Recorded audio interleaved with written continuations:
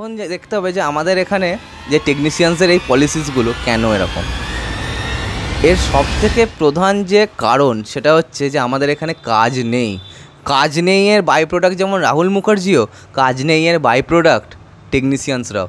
কারণ তারা hey guys WhatsApp, আজকের এই ভিডিওতে আমরা কথা বলবো যে টলিউড সিনেমা বা টলিউড ইন্ডাস্ট্রির যে কীরকম হাল হতে চলেছে ভবিষ্যতে, বা যেরকম হাল বর্তমানে আছে সেই ব্যাপারটাকে নিয়ে। তো কয়েকদিন আগেই আমরা জানি যে টেকনিশিয়ানসরা কুইট করেছিলেন, কাজে আসেননি। রাহুল মুখার্জির সিনেমা আনটাইটেল সিনেমা, যেটা এসবিএফ প্রডিউস করছিল, সেই সিনেমাটাতে শুটিং করার জন্য, এবং তার টেকনিশিয়ানসরা কাজে আসেননি। অন্যদিকে টেকনিশিয়ানরা জানিয়েছিলেন যে রাহুল মুখার্জির যে ব্যান্ডটা, সেটা তারা এখনও তারা চাইছে না রাহুল মুখার্জিকে as a director until October মাস অবধি। সেই জায়গায় যদি সৌমিক হালদার ডিরেক্টর হন তাহলে তারা কাজে আসবেন, রাহুল মুখার্জি যদি হন তাহলে তারা কাজে আসবেন না। এবার রাহুল মুখার্জির প্রবলেমটা কী হয়ে গেছে, সে একটা জায়গায় একটা কাজ সে রেজিস্টার করেছিল এবং সেখানে কিছু অসুবিধা হয়েছে, এবং তারপর সে কাজটা 4 দিন এখানে কাজ করে চলে গেছে সেই ব্যাপারটাকে নিয়ে বাংলাদেশে। তো সেই যে জিনিসটা সেটা ঠিক করেনি, কিন্তু এখানে সারভাইভালের জন্য অনেক কিছু কিন্তু করতে হয় এই ইন্ডাস্ট্রিতে, ঠিক আছে। কারণ এখানে কাজের ওয়ার্ক জেনারেশনটা এতই স্লো, তো তার জন্য বিভিন্ন রকম কাজ কারবার কিন্তু করতে হয়, বিভিন্ন রকম কাজ করে যেতে হয়। কাউকে কিন্তু বসে থাকলে হয় না যে আমি আজ ডিরেক্টর, আমি আজকে বসলাম তারপরে সিনেমাটাকে নিয়ে ভাববো। ইভেন আমাদের এখানে এতই অভাব বিভিন্ন জিনিসের, একটা ভালো চিত্রনাট্য লেখক, একটা সংলাপ লেখক, এইসব কিন্তু নেই আমাদের এখানে। গল্প লেখক এসব কিন্তু সেরকমভাবে তৈরিই হয়নি, রাইটার তো তৈরিই হয়নি, তাহলে হবে কী করে? তো ডিরেক্টরকেই লেখালেখি এইসব দেখবেন যে written and directed by, Srijit Mukherji cinema তো আরও অনেক বড় হয়, story, direction, screenplay and dialogues by Srijit Mukherji. একটা লোক 4টে কাজ করেছে, ঠিক আছে। সেটা তো নেক্সট টু ইম্পসিবল একটা ব্যাপার। তো যেহেতু নেই সেই জন্যই তো তাদেরকে সাপ্লিমেন্টারি হিসেবে করতে হয়। তো এখানে ওয়ার্ক জেনারেশনটা খুব স্লো, তাই যে যেখানে কাজ পায় সেটাকে চেটে মুটে নেওয়ার চেষ্টা করে। তো রাহুল মুখার্জি সেখানে কিছু ভুল হয়ে গেল। এবার অন্যদিকে টেকনিশিয়ানসরা যেটা করছেন যে আমরা আসবো না কাজে, এবং বিভিন্ন বড় বড় স্টার যারা অনির্বাণ এবং টলিউড বা মিস্টার ইন্ডাস্ট্রি প্রসেনজিতের যেখানে আছেন, সেই সিনেমাটার কাজ তারা থামিয়ে দিয়েছে। এক প্রকার যেহেতু টেকনিশিয়ানসরাই ড্রাইভার একটা ইন্ডাস্ট্রির, তো তারা যদি কাজে না আসেন কোনো কাজ হবে না। এরপর যে সমস্যাটা হয়েছে যে এবার বলেছে ডিরেক্টররা বলেছে আমরাও কাজে আসবো না। তো কালকে সোমবার ছিল, কালকে ডিরেক্টরদের একটা মিটিং হয়েছে বিশাল বড়, প্রসেনজিতের বাড়িতে একবার হচ্ছে, একবার এখানে হচ্ছে, সেখানে হচ্ছে, কিন্তু কোনো মিটিংয়েই কোনো পরিষ্কার আলটিমেটাম যেটা সেটা কিন্তু এলো না, ঠিক আছে। একটা পরিষ্কার ফলাফল কিন্তু এলো না, কেউই চাইছে না। সবাই বলছে মুখে যে আমরা চাই এটা মিটে যাক, কিন্তু আদতেও কেউ চাইছে না।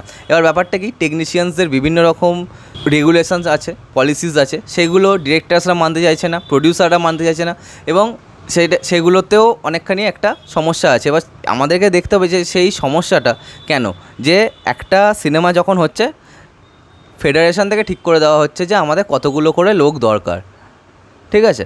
তো প্রডিউসার বাজেটটা বা এটা ঠিক করে সাজাতে পারছে না, যে যদি আমার কাজটা অতখানি বড় না হয়, আমার 30-40 জনকে নিয়েই হয়ে যায় বা 10-15 জনকে নিয়ে হয়ে যায়, তো সেটা তো আমি ঠিক করব, সেটা প্রডিউসার বা ডিরেক্টর ঠিক করবেন।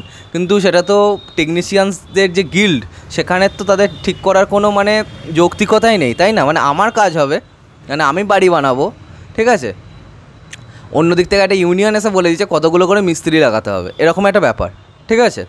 এখন যে দেখতে হবে যে আমাদের এখানে যে টেকনিশিয়ানসের এই পলিসিসগুলো কেন এরকম, এর সবথেকে প্রধান যে কারণ সেটা হচ্ছে যে আমাদের এখানে কাজ নেই এর বাই প্রোডাক্ট, যেমন রাহুল মুখার্জিও কাজ নেই এর বাই প্রোডাক্ট টেকনিশিয়ানসরাও।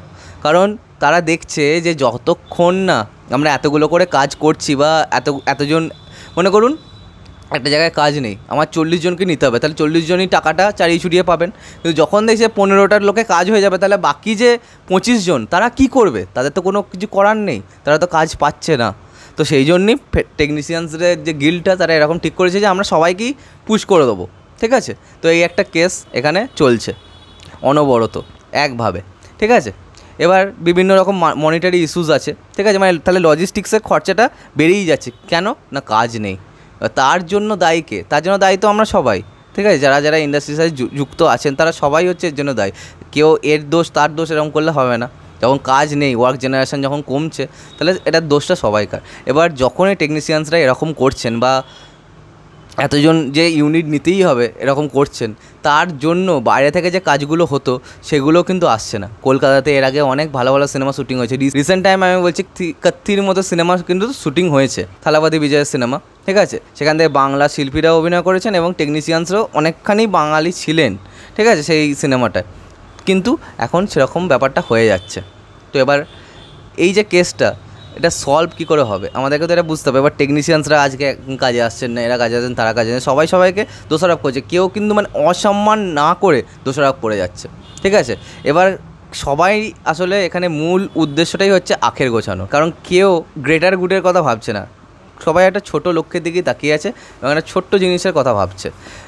এই যে জিনিসটা যেটা হচ্ছে সেটা কিন্তু একদমই ঠিক নয়, যে পুজো রিলিজগুলো সেগুলো কিন্তু আটকে যাবে এরকম হলে। অন্যদিকে ফেডারেশনের সব কিছুতে নাক গলানো এবং এতগুলো করে এখানে সংস্থা আছে, তারা সবাই বলছে আমরা ভালো করতে চাই। যে কেউ কখনো ইম্পা বলছে, কখনো অ্যাক্টার্স গিল্ড, কখনো ডিরেক্টর্স গিল্ড, কখনো টেকনিশিয়ানস গিল্ড, কখনো প্রডিউসার গিল্ড, সবাইকার সাংঘাত, ঠিক আছে।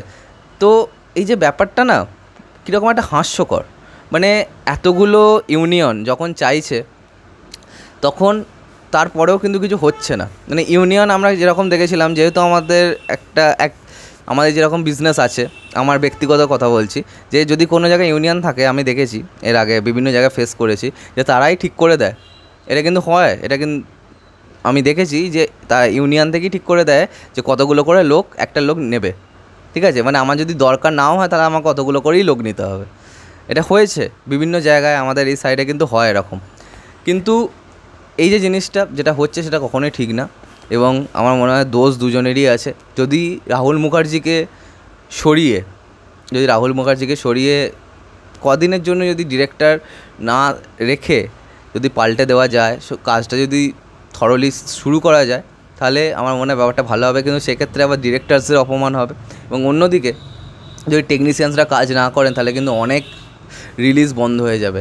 এবং আমরা বলতে পারি যে জায়গাতে এরকম ওয়ার্ক কালচার, হ্যাঁ, মানে এই যে বার্তাটা তো বিদেশে যাচ্ছে, মানে দেশের বাইরে তো যাচ্ছে যে এরকম একটা ব্যাপার হয়ে গেছে, যে টলিউডের এরকম একটা অবস্থা, যে তো সেই ইন্ডাস্ট্রি এরকম হাল, এটা দেখেই তো মানে খুব খারাপ লাগবে, তাই না। যেখানে এত বড় বড় সিনেমা, এত ভালো ভালো সিনেমা বছরের পর বছর হয়ে এসেছে, এখন নয় তার একটা ডার্কেস্ট ডে এটা আমরা দেখছি। তবে এটা আমরা বলতেই পারি যে এটা হচ্ছে টলিউডের এক্সট্রিম লো। কেন কি? কারণ এরপর আস্তে আস্তে হয়তো একটা ভালো গ্রোথ হবে। কারণ আমরা বিভিন্ন জায়গায় দেখেছি যে টলিউডের যে অবস্থা খারাপ সেটা আমরা সবাই জানতাম, কিন্তু এখন যেন সবাইকার চোখের সামনে এটা বেরিয়ে গেল, সবাইকার চোখের সামনে এটা এসে গেল। এই যে জিনিসটা আমার মনে হয় কোথাও না কোথাও ভালো হয়নি এবং এটাকে আরও ভালোভাবে হ্যান্ডেল করা যেত। এছাড়াও সবাইকারই আমার মনে হয় যে এই গোটা ব্যাপারটা সবাইকারই দোষ আছে, কারোর একজনের দোষ নয়। বিভিন্ন সময় বিভিন্ন জায়গায় খালি মিটিং হয়েই যাচ্ছে, কিন্তু মিটিং থেকে ফ্রুটফুল কিছু কাজের কথা আসছে না। তো সেই ব্যাপারটা আমরা কালকে যে টেকনিশিয়ানদের যে মিটিংটা হয়েছে সেখানে তারা বলে তারা যে পলিসিসগুলো, যেগুলো রিটেন পলিসিস কিন্তু নয়, যেগুলো মানে ওই আর কি চলে আসছে, ওরকম পলিসিসগুলো তারা কিন্তু এখনও চালিয়েই যাবেন, ঠিক আছে। কারণ কি? কাজ নেই, টলিউডে কাজ নেই, এটাই হচ্ছে ব্যাপার। এবং অন্যদিকে ডিরেক্টরস, আমাদের এখানে যারা টেকনিশিয়ানস আছে তারা কিন্তু অনেকখানি হয়তো স্কিলফুল, কিন্তু বর্তমান প্রযুক্তির সাথে তাদের কিন্তু অনেকটা ডিফারেন্স আছে। মানে তাদের কাজ করার যে ধরন, তারা কিন্তু টেকনোলজিটাকে সেভাবে অ্যাকসেপ্ট করতে পারেনি, তার জন্য অনেকটা সমস্যার এখানে সৃষ্টি হচ্ছে। তো এবার দেখা যাক আলটিমেটলি কী হয়। সবাই বলছে আমরা ভালো চাইছি, কিন্তু আদতে ভালো কিন্তু কেউ করতে পারছে না।